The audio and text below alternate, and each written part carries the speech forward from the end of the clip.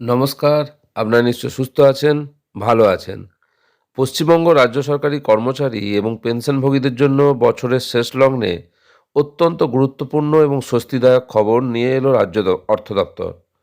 বহু কর্মী এবং অবসরপ্রাপ্ত আধিকারিক যারা এখনও পর্যন্ত ওয়েস্ট বেঙ্গল হেলথ স্কিম বা WBHS এর অধীনে নিজেদের নাম নথিভুক্তকরণ বা ডিজিটাল সার্টিফিকেট সংগ্রহের প্রক্রিয়া সম্পূর্ণ করতে পারেননি, তাদের জন্য সময়সীমা আবারও বৃদ্ধি করা হয়েছে।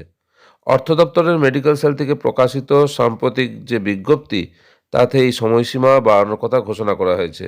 ওয়েস্ট বেঙ্গল ফিনান্স ডিপার্টমেন্টের মেডিকেল সেলের পক্ষ থেকে 30শে ডিসেম্বর 2025 একটা বিজ্ঞপ্তি প্রকাশ করা হয়েছে, যার মেমো নাম্বার 190-FMEDWB।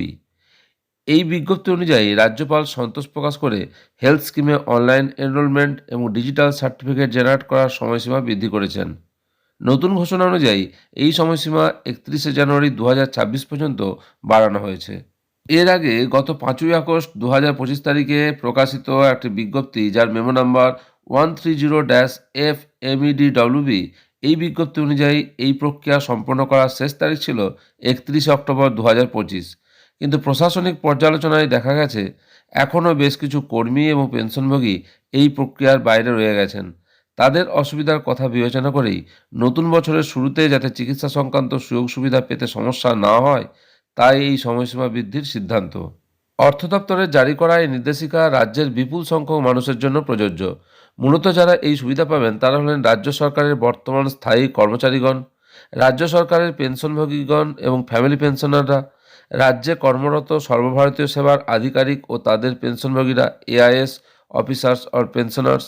আগের বিজ্ঞপ্তি অনুযায়ী ওয়েস্ট বেঙ্গল হেলথ স্কিমের পোর্টালে healthscheme.wb.gov.in প্রত্যেক উপভোক্তাকে তাদের ভাইটাল ইনফরমেশন বা অত্যাবশ্যকীয় তথ্য আপলোড করতে হয়। এই তথ্যগুলি ছাড়া ডিজিটাল সার্টিফিকেট সম্পূর্ণ হয় না। পোর্টালে যে তথ্যগুলি থাকা বাধ্যতামূলক সেগুলি হলো উপভোক্তা ও বেনিফিশিয়ারিদের সাম্প্রতিক রঙিন ছবি, স্বাক্ষর, রক্তের গ্রুপ, আধার কার্ডের বিশদ তথ্য। অনেক ক্ষেত্রে হেড অফিস বা পেনশন স্যাংশনিং অথরিটি সার্টিফিকেট অনুমোদন করলেও উপভোক্তার ছবি বা সই আপলোড না থাকায় প্রক্রিয়াটি অসম্পূর্ণ থেকে যায়। 31শে জানুয়ারি 2026 মধ্যে এই সমস্ত বকেয়া কাজ মিটিয়ে ফেলার সুযোগ দেওয়া হচ্ছে। আপনি যদি এখনও ওয়েস্ট বেঙ্গল হেলথ স্কিমের অধীনে নতুন ডিজিটাল সার্টিফিকেট ডাউনলোড না করে থাকেন বা আপনার পরিবারের কোনো সদস্যের নাম যুক্ত করা বাকি থাকে, তবে এখনই সতর্ক হন। কর্মরত কর্মচারীরা অবিলম্বে তাদের অফিসের DDO বা হেড অফ অফিসের সাথে যোগাযোগ করে তথ্য আপডেট করুন।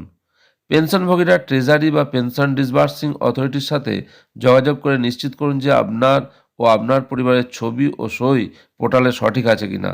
সঠিক ডিজিটাল সার্টিফিকেট না থাকলে হাসপাতালে ভর্তির সময় ক্যাশলেস সুবিধা পেতে বা পরবর্তীকালে চিকিৎসার খরচ রিইম্বার্সমেন্ট পেতে বড়সড় সমস্যার সম্মুখীন হতে পারেন।